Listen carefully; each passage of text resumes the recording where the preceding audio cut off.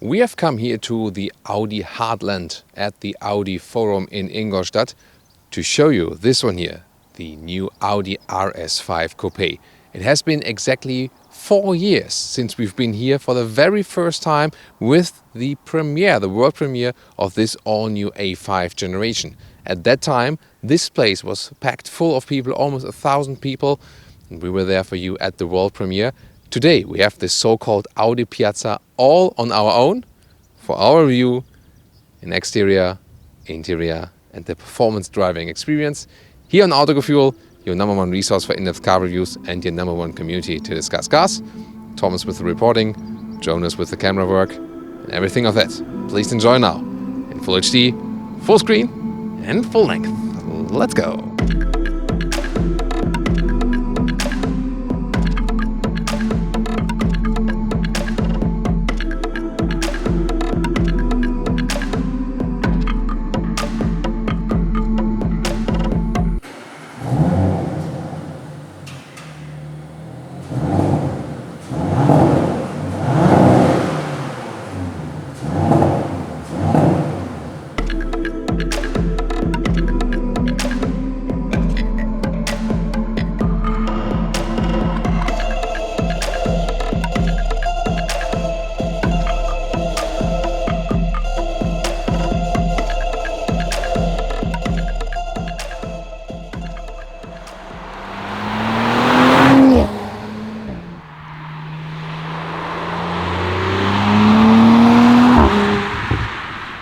The whole Audi A5 range has been facelifted recently, so if you're just interested in a normal version, you will also gather a lot of important information here with this review today. Or maybe you check out the RS5, dream of that, and then go for a base A5 Coupé or Sportback or something. That could be a solution. Well, but here the RS5 Coupé has this really menacing front grille. In general, the grille has been made wider, and also you can see the honeycomb structure here with the high gloss black. And then this Quattro citations from the former Quattro models, and this is also then equipped with the RS design package, also with carbon fiber.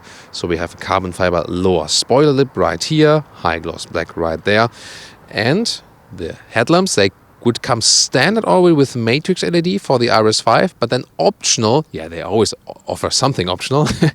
Then there's optional the laser light, you can see here, and when you pick that one, you also have the dark background, this dark tinting, and this is of course even more impressive. And you've already seen it in the intro, there's a very impressive light signature both in the front and in the rear.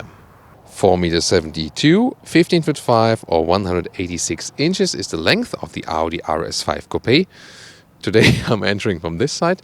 You can also get it as the Sportback when you rather want 5 doors instead of the 3 or 5 doors or 2 or 4 doors. It always depends if you count the rear hatch as a door or not. Yeah, but back here to our Coupé for today. You start with 19-inch wheels. Optional these 20-inch turbine wheels in the black style, of course even darker look. Then you have the RS5 badge right there. This one, said it earlier, with the optional carbon fiber package. So you have here the carbon fiber mirrors, also carbon fiber lower spoiler at this side, and this is also equipped with the carbon fiber roof. Yeah, you know, for weight savings and so on, right? Yeah, so if you have a little bit more money to spare, of course. Then also another option is in the front we have the ceramic brake. This is about 6,000 euros extra. Yeah, but next to that, such a beautiful vehicle. Look at that. The styling here in the rear, round coupe style and massive strong shoulders. So, but on the other hand, it's not so complicated design, so the simplicity still makes it beautiful.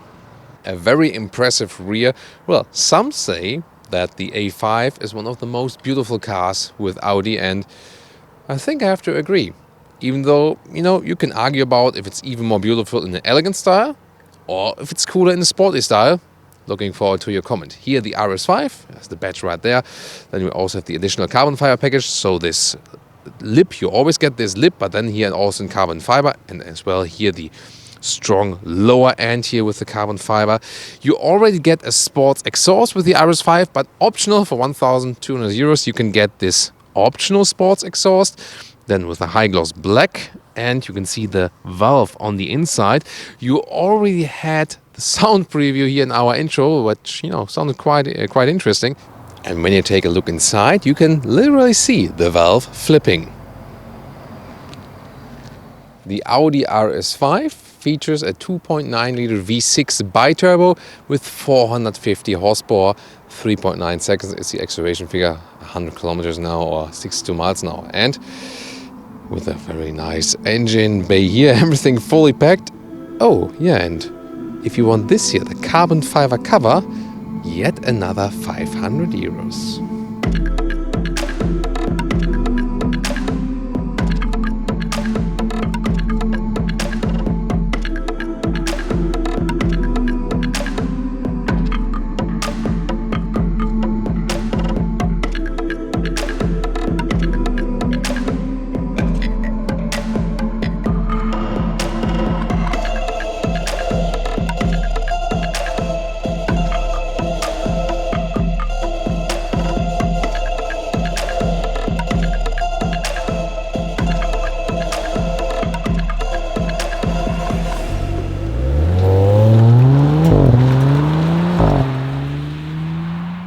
This is the car key, slim and light, high class.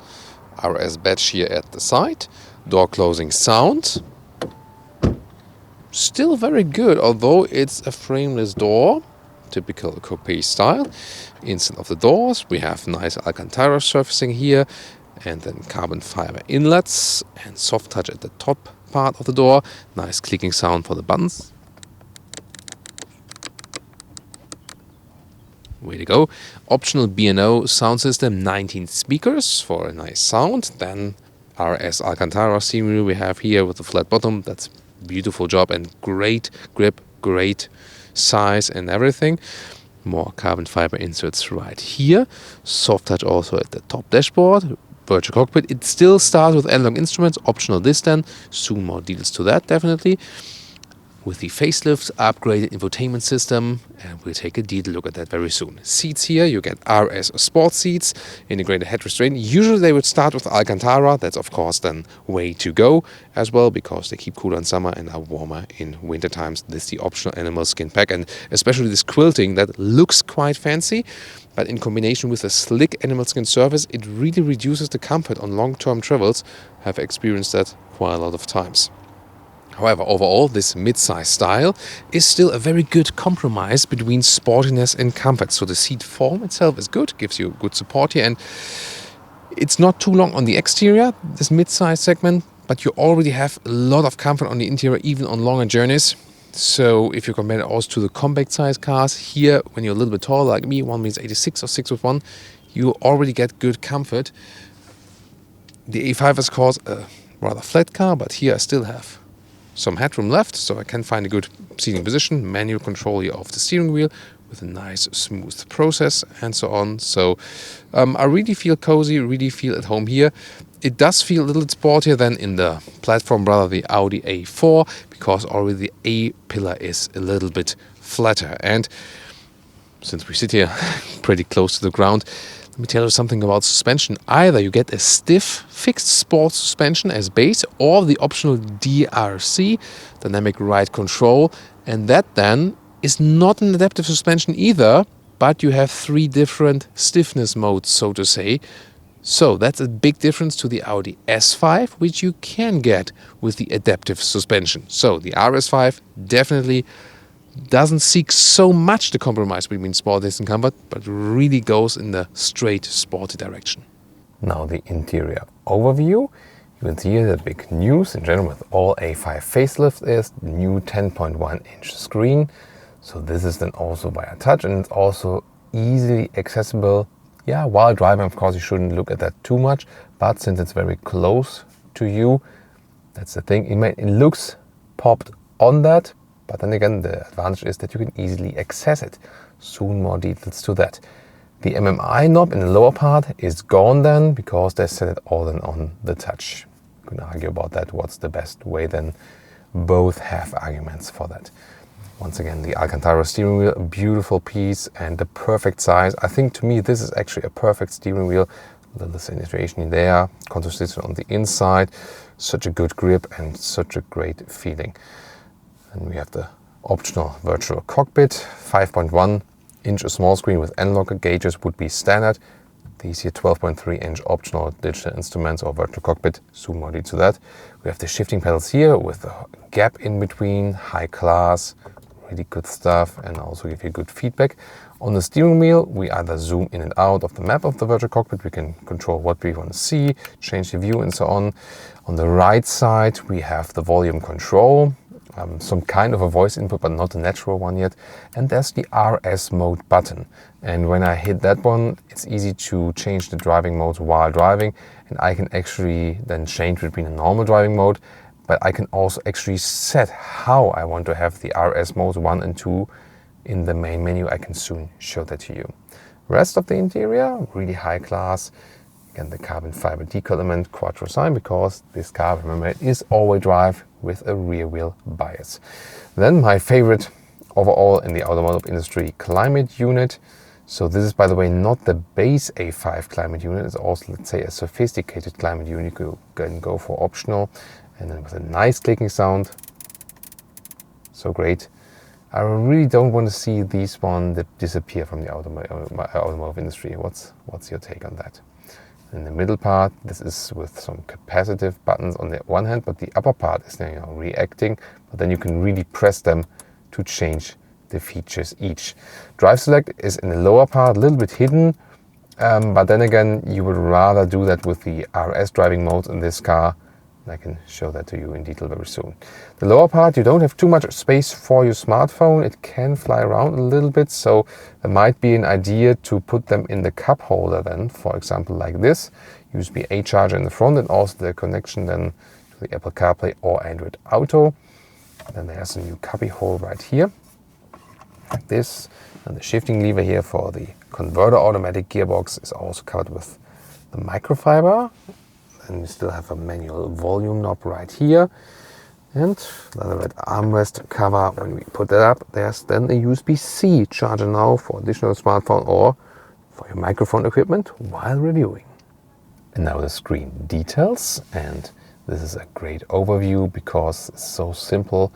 And you can also, by the way, change something. For example, the Apple CarPlay is at the moment here. And when I hold this one here, I can, like in the smartphone, for example, I can change where it is actually appearing. So let's say I want to have it right here. And there we go, done. And then I have it on the first screen instead of the radio. That would be, for example, better for me. That's the first thing I want to reach. And here, the closest to the steering wheel. So that's how I would do that actually. And then you can also change what's, for example, here on the left side. Can, for example, say that I want to have the GPS hotkey on the left side on the upper part. This would also be possible. So a lot of possibilities you have here. Why not? Then here in the car settings, there is the Audi Drive Select, for example. And then you can here have the basic driving modes, but then also the RS modes. And in this case, for example, I have put the RS1 mode over to some dynamic features, but then here the DRC, this optional suspension, you can set in 3 different stiffness modes, but it's not adapting in an adaptive, not acting in an adaptive way. So, but 3 different settings, and then they're like this. So, steering balance, for example, engine sound already more, and then the RS2 mode I have set to all the way sporty, sporty, sporty, sporty, sporty. This is one setting you could, for example, use for that. The GPS has a very good view. We're here in Audi, at the Audi headquarters. This is like, this is all Audi basically here. It's responsive enough, gives you a good view, very nice. And last but not least, the Apple CarPlay integration. It looks like this. And we can also listen to Brian Kearney. And the B&O sound system, 19 speakers. Gives a very nice surround sound. So satisfied with that. You can see the integration goes all over the display like this, and then we can also go back to the Audi MMI.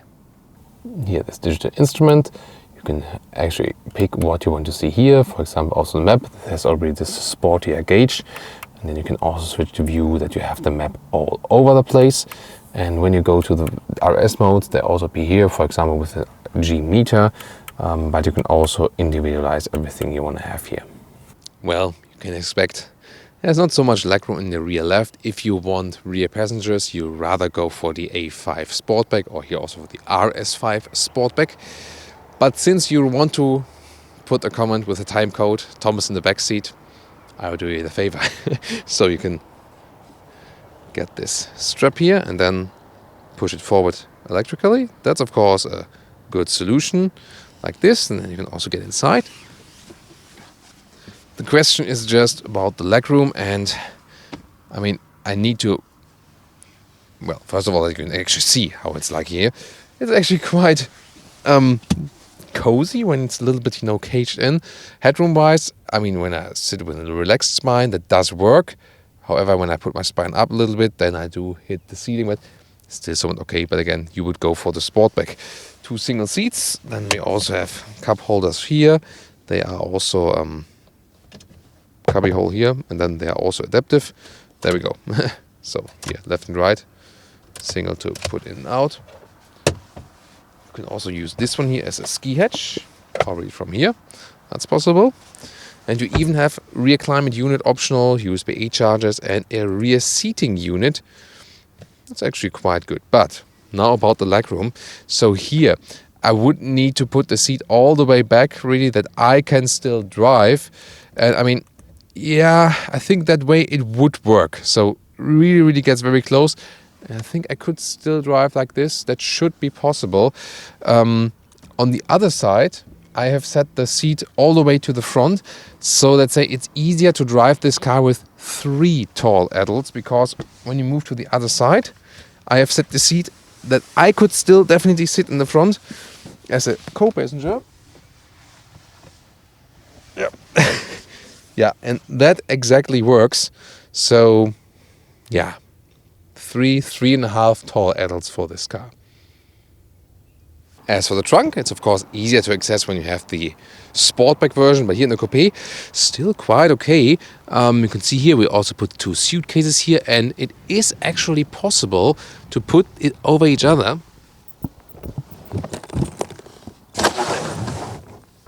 So that's actually a good surprise, I would say. Why not? And then let's put them out, and we can also show you something more, how it looks like empty. Below this cover you still have some more space, like this. It's just a car battery in the rear. Then you can flip the seats. Here, this is for the left side. It doesn't move down automatically. And then this is for the right side. And this is a little bit, irritating. This is then here for the middle ski hatch part, and that one flips down automatically. For the other ones, you have to go, to the rear and flip them, or you push it with the luggage you're putting in. Here, the normal length here to the rear seat is about 106 centimeters, and the width here is a little bit less than a meter, and the total height right here about 50 centimeters, and the loading sill about 70 centimeters. Now when I go around and also flip the rest of the seats right here, then you have a good impression of the maximum volume. And the length in here is actually quite decent, the total length, because from here to the seat as I would be driving is about 1.80 meters.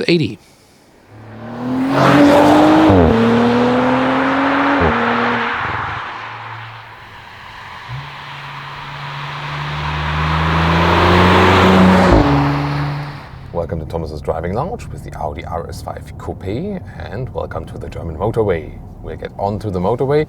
I'll put it in the RS2 mode, make it sporty as possible. We do have the all-wheel drive, the quattro with the rear wheel bias, so a little bit more rear wheel torque right there, and the more I hit the throttle, more wheel transport on the front wheels. That's of course also a safety aspect, because here the road is also a little bit wet, but this will keep us safe. We start from 40 kilometers now, and let's go.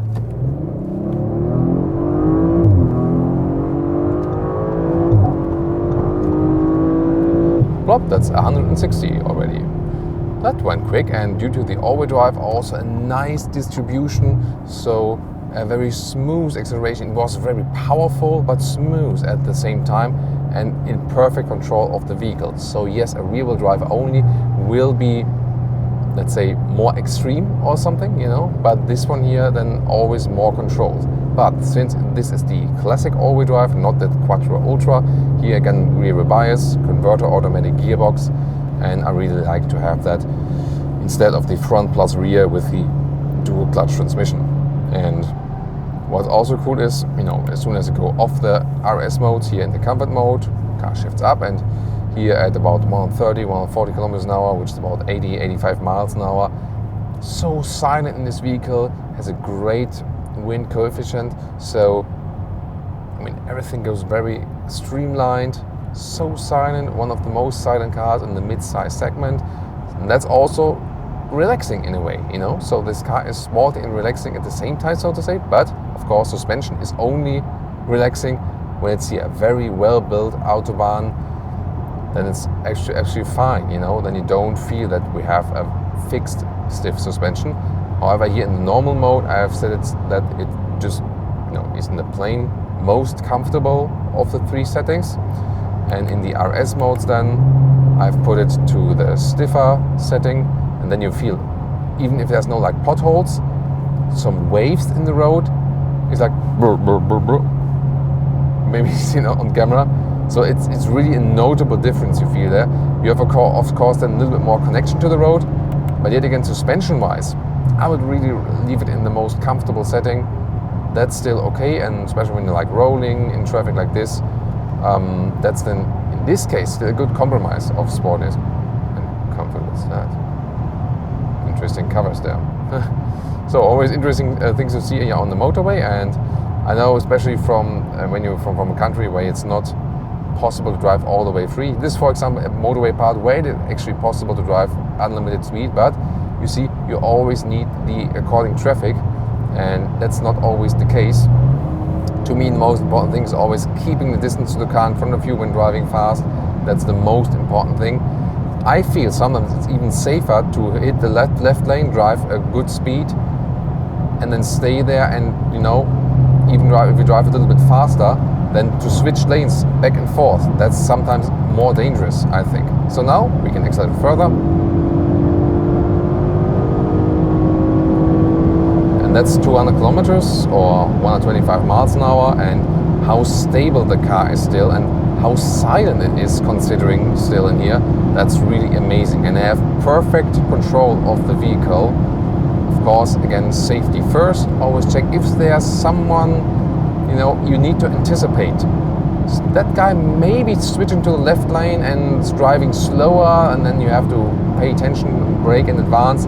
That's why, and also like the, you know, you cannot underestimate how important keeping a proper distance is at that speed. You need to have that distance, and you know, don't let anyone else tell you something, or when people are going in, then just keep another good distance. That's so important here when driving in higher speeds.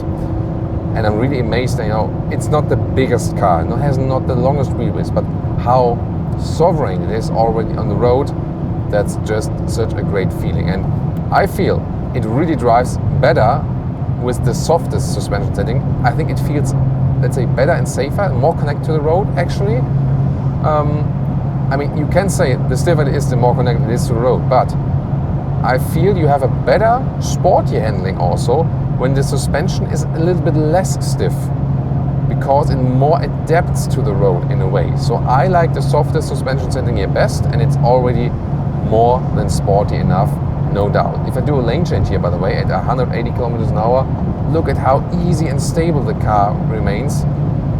Just so flawless. So it's such a great ride in this vehicle, and also definitely more fun than you would go a segment above with the bigger, like, you know, like an RS6 or RS7, which are also awesome vehicles, no doubt, but this one definitely is more fun to drive. Yes, the segment below that is, you can say in a way, because of the smaller segment, like RS3 or something, could also be more agile when you're like on a tight track or something. Yet again, you lose comfort because you don't have so much space on the interior. And to me, as a tall person, I always have more comfort in the mid-size segment vehicles than in the compact cars. So for having the most fun and yet already having comfort, this then here, you know, this size would be my pick. Although I have to say, I think I would be totally happy then with the S5 already. But yet again, in the DRC most comfortable setting, so to say, I think that's still, still fine by me. Now here the speed is being reduced, and then you feel how silent it is here actually at 100 kilometers or 60 miles an hour. It's pretty cool. It's interesting that hardly ever happens on the German motorway. This sign here that the right lane is for trucks and the left lane for motorcycles and normal cars. So it's not a common thing to see that they do that. It's rather natural order which people usually do by themselves. But not that it's now happening a lot that you see this big sign indicating that. So, and since at the moment we cannot accelerate further out, let's set the cruise control. You can of course also get an adaptive cruise control, which is not the case in here, and that's of course a thing. I mean, this car here starts at 80,000 euros and does not include an adaptive cruise control. Seriously? That's disappointing, definitely. Other than that, what it has here, but also an option, is the blind spot monitor. But it's so hard to show you that in an Audi RS5 because you need people overtaking you for that. And that hardly happens. I can tell you, it will appear light in the side mirror as a very nice integration for that and a good feature to have. Although here with the Coupé style, there's no such a blocking view over the shoulder, still a good feature to have. At least the AEB autonomous emergency brake, that is at least standard in this vehicle, and yeah, I'm glad it is. It's also one of the most important features. The overall visibility is actually quite good, also to the rear, and again, as I told you, with Coupé or convertible styles, you also have good side views, and this is still a car you can take it as an everyday driver, no problem. And then just adjust. If you want a little bit more comfort but still sportiness, go for the S5. If you want most comfort and pay less money, go for the A5. And then this one in here for the sportiest touch. And if you're really a good leasing rate to spare, or of course buying this car with without leasing, yeah, we checked the option list here, and I'll tell you the final price then in the conclusion. This will hurt.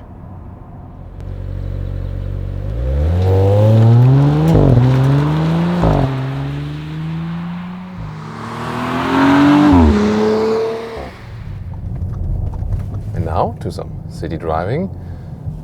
How is it performing there, and also what about the comfort as for this respect? So when the road is even, you of course already feel the suspension is stiffer, but it's still decently comfortable because of this mid-size character.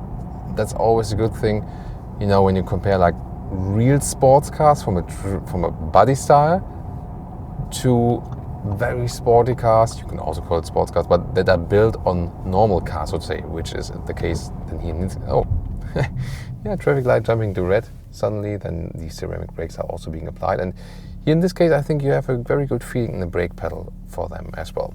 So back to my point is that I really like it when they take base cars and make sports cars out of it, because they just deliver you a little bit more comfort, and that's definitely good then also for everyday driving life. And I mean, even if you are in the comfort mode here, of course the gears are being shifted a little bit faster than, for example, but then you still have a very sporty driving feeling here, and just press the throttle here and you're gone, and even in the comfort mode you have a slower sound than from this exhaust, and you don't always have to use the RS mode. You can also then pick in the drive select, for example, the dynamic mode that is already a little bit more giving you the boost, and in the S shifting mode, for example, you can also leave it in the auto or comfort mode and then use the shifting lever to go to the S shifting mode, that is going again for this sportier shifting up later and shifting down earlier, or then again use the shifting pedals here if you want to do some overtaking or something. And just these everyday driving corners here, left side, I'm not crossing the light with the red light, by the way, because the right green arrow was giving me the way. It's so much fun. This car is so great in the handling. The steering is so precise, one of the best steerings there is. There's no dead zone area, and Car is not leaning at all. Wow, this is so smooth. You can drive a perfect slalom. It's like, imagine a line in your head and the car automatically follows that. That's really very, very cool.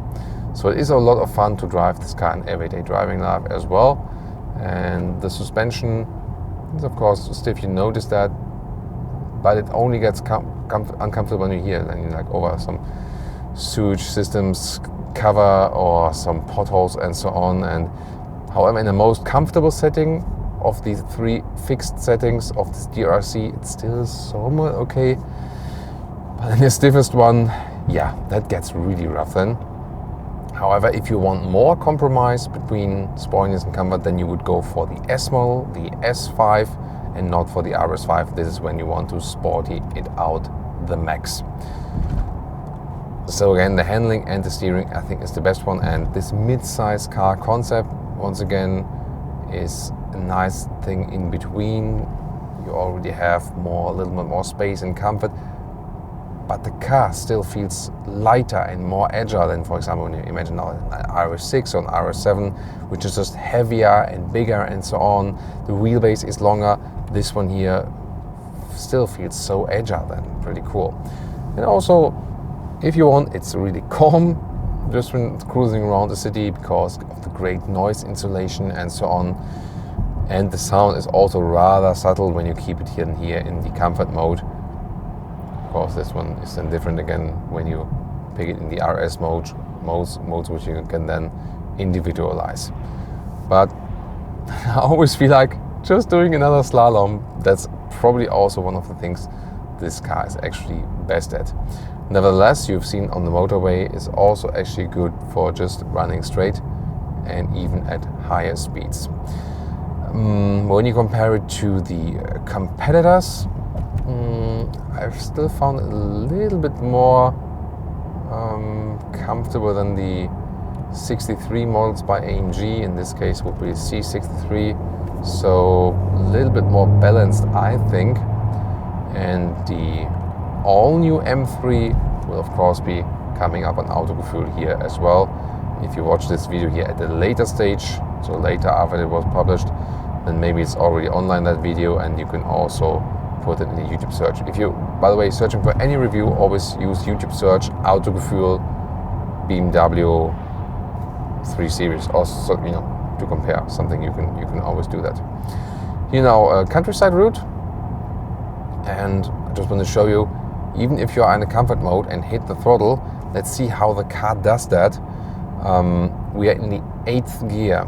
I will go from 60 kilometers now. Let's see how the shifting is being done and how fast it's picking up, even if we are in comfort mode in 8th gear. Let's go. Plop, that's 100. So you saw how it switched back to the 3rd gear then. So it went quite quickly. Of course, you get a better response even when you shift down yourself before or when you are in the S shifting mode. But you've seen it doesn't take too long to think about, oh, well, what should I do now? How long do I shift back and so on? So let's do now 50 to 80 in the S shifting mode. Plop, that's it. So you saw that has a little bit better reaction right there in this case. But even better, of course, when I'm in the RS modes, here the RS2 mode, that would be the stiffest one. But in this case, when there's already the S shifting mode, then basically that's it. The RS modes, you've seen the settings before, they change the rest of the parameters then that you haven't changed. So, and let's shift back manual ourselves, and then of course it's an even better reaction. Seen, that was instantaneously. So if you want the best reaction, then just shift down yourself before, and you have these shifting pedals. They give you a great feedback, really nice to use, and you also have more sound feedback and so on.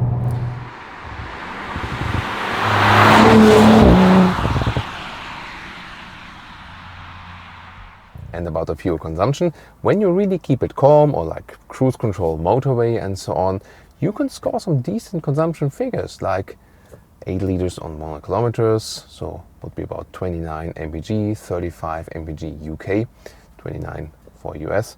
So that's really, pretty decent for this car. However, it is very sensitive to more throttle input. Of course, it's with every vehicle, but here especially, and also very sensitive to city driving, especially when the engine is still cold. That's also, again, a problem with every combustion engine. But here we notice that then the consumption really goes very high. Then it's like a 2 digits, like way more than 10 liters on 100 kilometers, and then would be just like slightly over 20 mpg. And now to our conclusion for today with the Audi RS5 Coupé. I think it has been quite a nice change to have this one here as a shooting location. I hope you enjoyed all the shots we had here for you today, and of course the information as always. Exterior-wise, such a stunning vehicle with this dark sporty look, especially with the optional design packages we had here today. As a coupe, but also as a sportback, as it's also available here as the RS5 Sportback. So if you want it a little bit more practical, you would go for the Sportback. The better compromise between sportiness and comfort is definitely the S version, the S5. Maybe as a convertible, that would actually be my personal choice, because I like the better, compromise between sportiness and comfort. Here the RS5 really goes in that very sporty direction, especially suspension-wise, since no adaptive suspension is available here. However, when the road is still good, it was also reasonable here, because at least even though the suspension here is not adaptive, the optional one, you can set it to these 3 different levels, fixed levels done. Interior-wise, it's a very high build quality. Sadly, not so much animal skin alternatives in the higher specs. Well, at least you can also get the Alcantara seat with, let's say, the main Alcantara share. That would be the seat to go then here. I really like this mid-size segment because it's not too long on the exterior, but you already have a good long-term traveling comfort on the interior. That's, I think, the specialty of this very segment. When you go a little bit bigger, then you lose something of the handling. Here, the handling is still so crisp and precise. It's just a pleasure to drive this one in a sporty way. And of course, abundance of power there. So what do you think here about our driving experience and the presentation of the RS5 Coupé? We will, of course, keep you, entertained with some other versions here, sporty Audi models. We have a lot of our channel already. In the video description or the pinned comment, we will link you some interesting other videos related to this one here. Well, and then what to criticize? Yeah, it's just about the price. So we were talking about that yesterday, before I took another look at the price. They wait a minute, like a normal A5 is about 40k when you put something in there, and usually the top models are double the price than the entry model, so about 80k. Yeah, that was correct. So this one starts at about 80,000 euros or dollars. But then again, if you think about carbon ceramic brakes, RS design, dynamic pack, optional sports exhaust, carbon blah blah blah, carbon fiber roof. This car, as it stands here right now, 120,000 euros. That's hardly bearable for a mid-size segment.